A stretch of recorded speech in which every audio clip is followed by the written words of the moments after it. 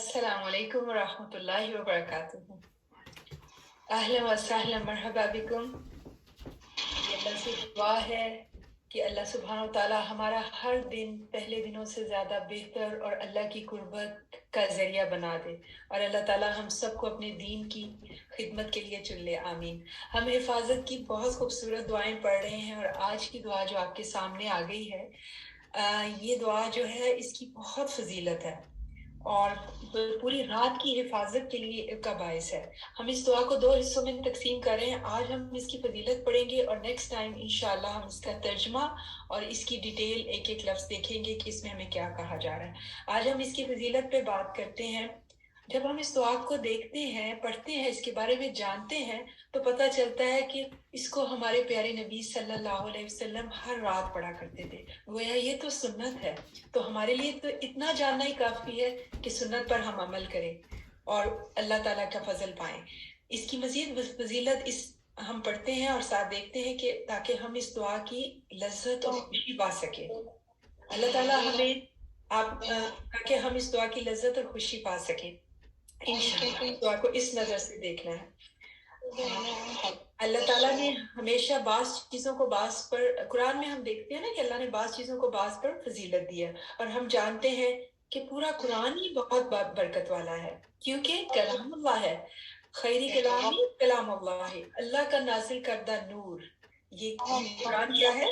اللہ کا نازل کردہ نور ہے، اور جو کیا کرتا ہے ہمارے دلوں کو روشنی دیتا ہے. اور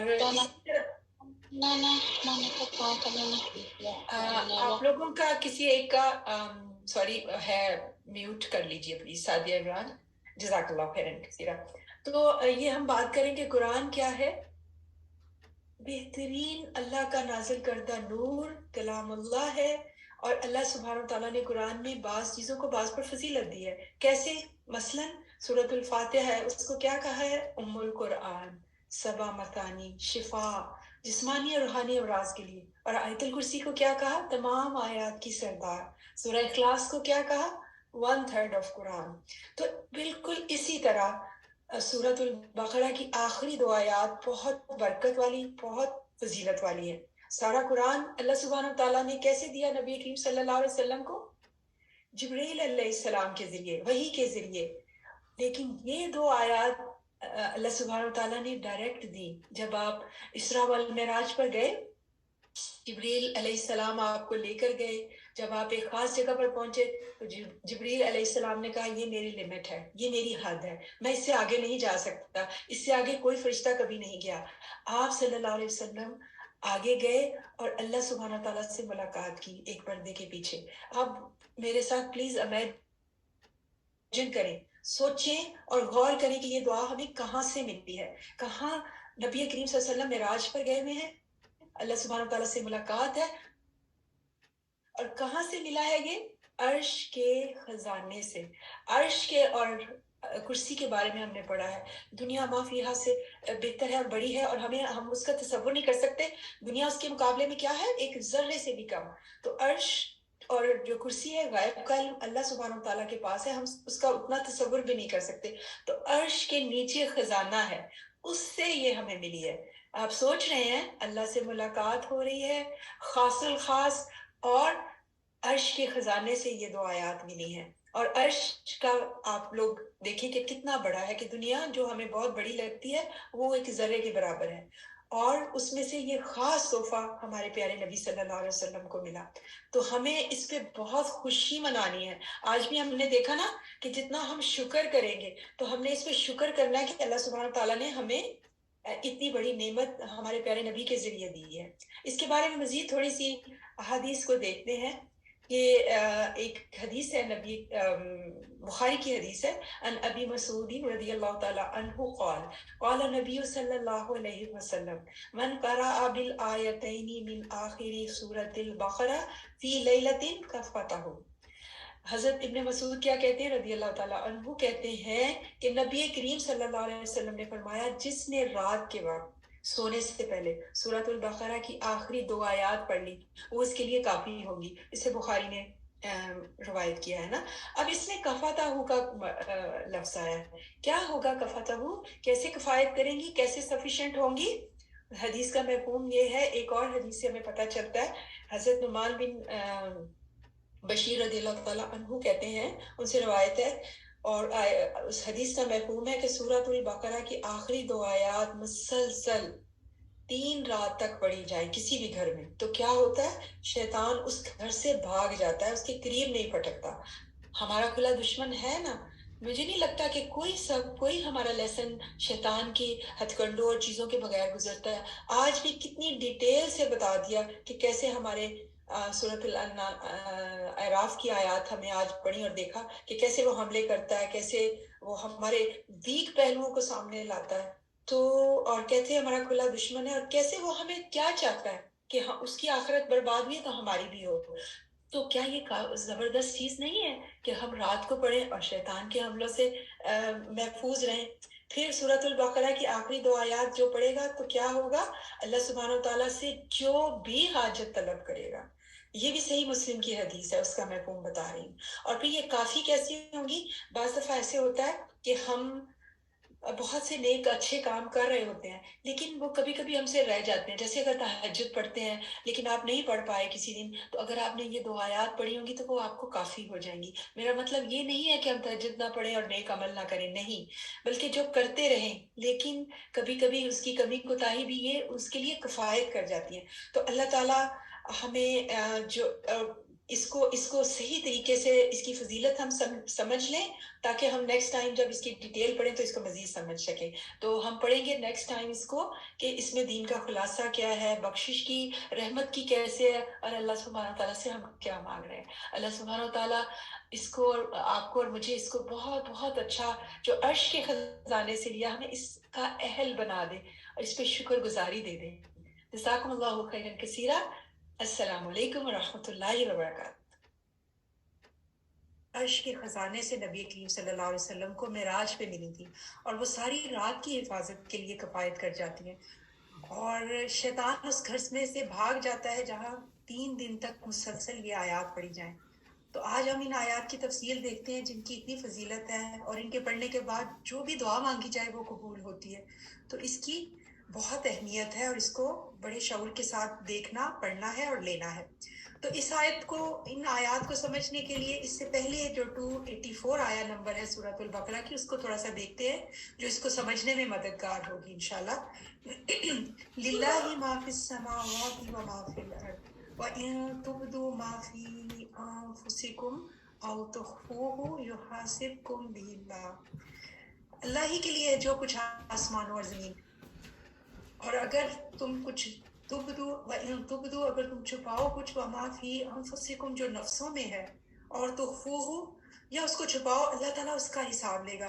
جب صحابہ کرام نے یہ سب سنا تو وہ بہت پریشان ہو گئے.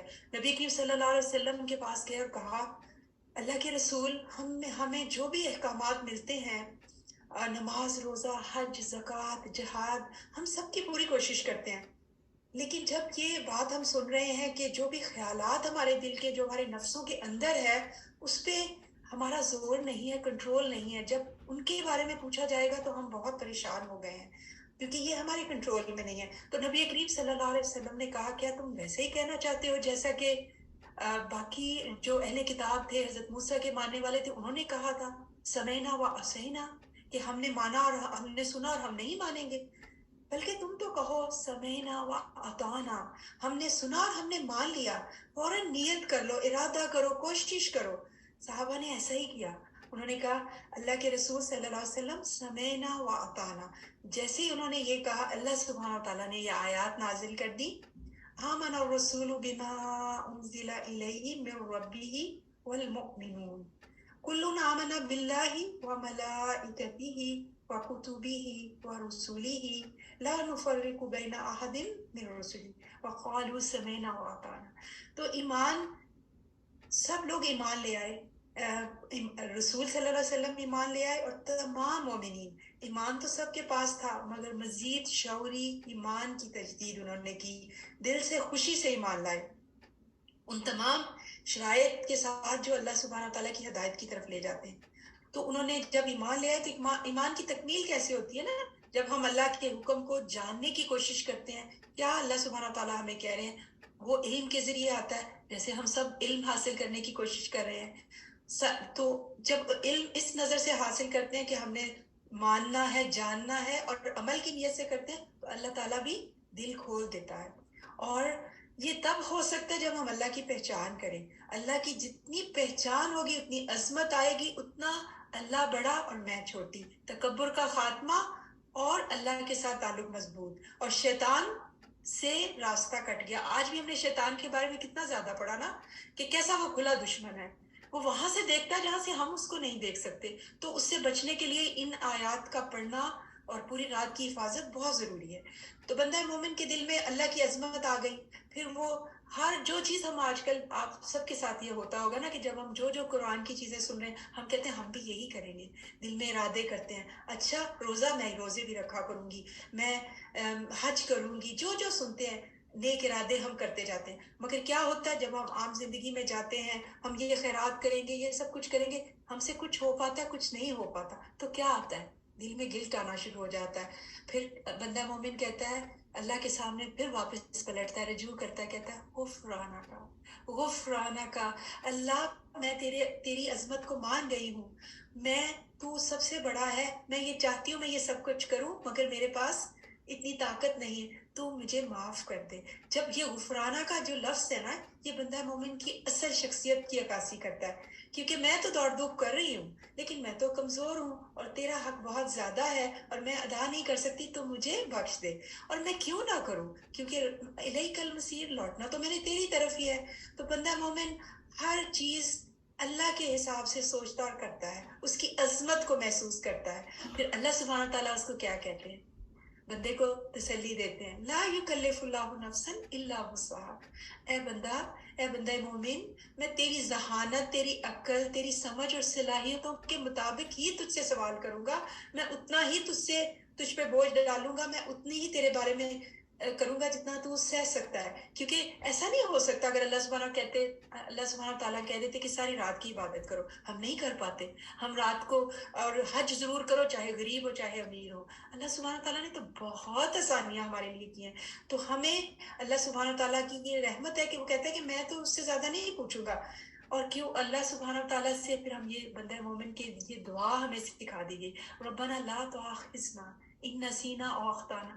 یا اللہ میرے سے تو بھول چول ہونی ہے، میں تو خطاؤں کا پتلا ہوں، مجھ سے اے میرے رب لا تحمل علینا اسرا کما حملتہ علی الذین من قبلنا. جتنے بھی بوجھ پہلے لوگوں پہ ڈالے یا وہ جو میں قابل نہیں ہوں مجھ پہ نہ ڈالنا، کیونکہ میری تو اتنی طاقت نہیں ہے. واعف عنا، مجھے معاف کر دے. واغفر لنا، نہ صرف معاف کرنا ہے، مجھ پہ رحم کرنا ہے، میرے گناہ ڈھانپ بھی دینے ہیں. اور اس کے لیے ہمیں بہت سی دعائیں اور بھی سکھائی گئی ہیں نا، اللہم انی اعوذ بک من جہد البلاء وترک الشقاء وسوء القضاء، کہ مجھے ایسی آزمائشیں، ایسے ٹرائل میں نہ ڈالنا جو مجھے تجھ سے دور کر دے. تو یہ پوری شعوری دعا جب ہم مانگتے ہیں رات کو، پورے ایمان کی تجدید کرتے ہیں رات کو، اللہ سبحانہ تعالیٰ سے ساری مدد مانگتے ہیں. ہر روز ایمان ہمارا گھٹتا بڑھتا ہے، ہم سے غلطیاں ہوتی ہیں، لیکن جب ہم تجدید کر کے کہ اللہ میں تو تیرے پہ ایمان لایا، کیوں نہ لاؤں نا، کہ تو میرا مولا نہ ہے، انت مولانا، کہ جب مولا مان لیا تجھے تو سب کچھ تو تیرے ہی ہاتھ میں ہے نا، انک علی کل شیء قدیر، تو میری مدد کر اور میرے لیے کافی ہو جا. تو یہ ہے ہماری بہت پیاری دعا، اور یہ اللہ کی طرف سے خاص تحفہ ہے. اس کے ساتھ دعائیں قبول ہوتی ہیں، اس کو ہم نے اپنی زندگی میں لانا ہے اور حفاظت کے لیے اپنے اوپر لازم کرنے. اور یہ بہت عرش کے خزانے سے ہیں. مجھے اور آپ کو اللہ تعالیٰ مانگنے کی توفیق دے. جزاکم اللہ خیرا کثیرا. السلام علیکم ورحمۃ اللہ وبرکاتہ.